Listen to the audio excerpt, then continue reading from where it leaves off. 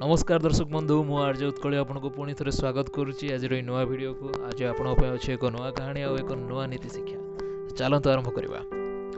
जड़े लोक था जी कि बेलून बिकी निज पेट पोषुला। पाखे विभिन्न रंगर बेलून थिला, लाल हलदिया नील सबुज सब रंगर। जितेबले ता व्यवसाय धीमे जाता से बेलून रे हीलियम गैस भर्ती करता पवन में छाड़ दौला। से बेलून टी उड़ी उड़ी बहुत ऊपर को जाता। छोट छुआ मैंने जितेबाला बेलून को ऊपर को जीवार देखुले से बेलून किणवा को इच्छा प्रकाश करते एवं एहीपरि भावे बेलून वालार व्यवसाय बहुत बढ़ुला। दिने बेलून बिकिला बेले से अनुभव कला ता पोषक को पछ आड़ू कहीं जड़े टाणुची। से पछक बुली देखला जे गोटे छोट पुओ ठिया रही।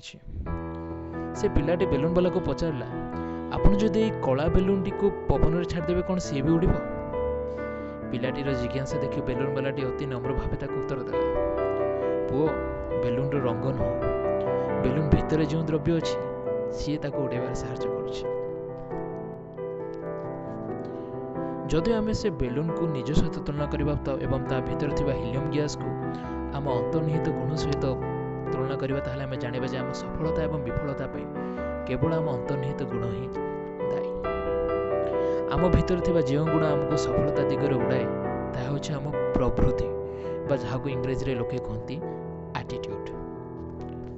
तो एटीट्यूड विषय लोकों मन में विभिन्न प्रकार संज्ञा अच्छी। तो विभिन्न लोक एटीट्यूड विभिन्न संज्ञा निरूपण करती। ताले चलते जानवा कौन हो आम प्रवृत्ति बा एटीट्यूड। कौन सी व्यक्ति स्थान द्रव्य बा घटना प्रति आम दृष्टिकोण मनोभाव बा प्रतिक्रिया को ही प्रवृत्ति कहा जाए। एटीट्यूड बा प्रवृत्ति माने होचे आम मानसिकता, आम दृष्टिभंगी। कौन सी व्यक्ति स्थान किंबा घटना प्रति आम प्रवृत्ति बा एटीट्यूड ही आम चयन बा चॉइस को निर्धारित करे। प्रवृत्तिर संज्ञा को आम तीनोटी सोपान बुझीपर। प्रथम सोपानटी हूँ ज्ञान संबंधी। मनुष्यर ज्ञान उपर आधारित प्रवृत्ति बा तार एटीट्यूड को आम प्रथम सोपान बुझीपर। द्वितीयटी हूँ भावात्मक संबंधी। सुख दुख हस लुह भली भावात्मक आवेगर वर्षवर्ती हो मनुष्य जो प्रवृत्ति आचरण करे ताहा जीव भावात्मक अंश। एवं तृतीयटी हूँ व्यावहारिक प्रवृत्ति। मनुष्यर व्यवहार जो प्रवृत्ति लोक को देखा जाए ताहला तार व्यवहारिक प्रवृत्ति। उदाहरण स्वरूप जदि जन लोक इंजेक्शन को भय करे तार ज्ञान संबंधी अंश यही सत्यता उपर आधारित जे छुंची फोड़ी होगा द्वारा देह को कष्ट हुए। अन्यपटे भावात्मक आवेग होउछि जे छुंची प्रति तार जो भय अच्छी एवं तार व्यवहारिक अंश होउछि जे से सब इंजेक्शन को देवा को पछ घुंचा देव। तेणु प्रवृत्ति होउछि मूल्यांकनात्मक एक कथन जहाँकि लोकर पसंद अनुसार हुए तो सकारात्मक बा पॉजिटिव होता है कि नकारात्मक बा नेगेटिव होता है। तो चलते जानिबा पॉजिटिव एटीट्यूड बा सकारात्मक प्रवृत्ति विषय। जो लोकों प्रवृत्ति सकारात्मक होता है बा जो मानकर एटीट्यूड पॉजिटिव होता है से लोक माने अन्य लोक घटना बा परिस्थिति भितर जहाँ खराब थिले मध्य से भितर से माने भलो को ही देखती। से माने दोष और विफलता को बाधा नुह सुजोग बोली भावती एवं से माने निज भूल शिखती एवं आग को बढ़ाती।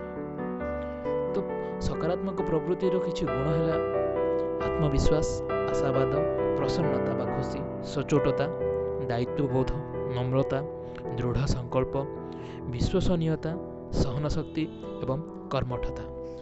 अपर पार्श्व नकारात्मक प्रवृत्तिर लोक भल को अणदेखा करते एवं केवल खराब लोक परिस्थिति एवं घटना उपर सर्वदा ध्यान दियंती। से माने परिवर्तन को पसंद करते बरम अभियोग करती। निज विफलता से माने सब अन्य को दायी करती। एवं नकारात्मक प्रवृत्ति बा नेगेटिव एटीट्यूड थिबा लोक मानकर गुण हला क्रोध, घृणा, नैराश्यवाद, कुंठाबोध, हताशा, संदेह, ईर्षा, विद्वेष एवं निम्नता। सकारात्मक एवं नकारात्मक चिंताधारा को छाड़ले अलग एक प्रवृत्तिर लोक था जो मान कह जाए निष्क्रिय प्रवृत्तिर लोक बा न्यूट्रल एटीट्यूड लोक। निष्क्रिय प्रवृत्तिर लोक कौन परिस्थिति बा घटना को अधिक गुरुत्व दियंतिनी। से माने समस्या को अणदेखा करती एवं अन्य मानक ऊपर समाधान पाई छाड़ दियंती। से माने परिवर्तन अनावश्यक बोली भावती। और सेमानकर गुण है जे आत्मसंतोष, बेखातिर मनोभाव, वैराग। वैराग माने जो मानकर कौन भावात्मक आवेग न थाए एवं से माने अलग रहा पसंद करती। मनुष्यर व्यक्तित्व बा पर्सनालिटी एवं प्रवृत्ति मध्य पार्थक्य केवल एतिकी जे व्यक्तित्व स्थायी एवं अटल होता है କିନ୍ତୁ ପ୍ରବୃତ୍ତି ଅନୁଭୂତି ଆଉ ପରିସ୍ଥିତି ଅନୁସାରେ ବଦଳିଥାଏ। ତେଣୁ ପ୍ରବୃତ୍ତି ଶିକ୍ଷଣୀୟ ଏବଂ ଗ୍ରହଣୀୟ। ମଣିଷର ପ୍ରବୃତ୍ତି ଗଠନ ହେବା ପାଇଁ ବର୍ଷ ବର୍ଷ ସମୟ ଲାଗିଥାଏ ଏବଂ ଏହା ବିଭିନ୍ନ ଉପାୟରେ ତିଆରି ହୋଇଥାଏ।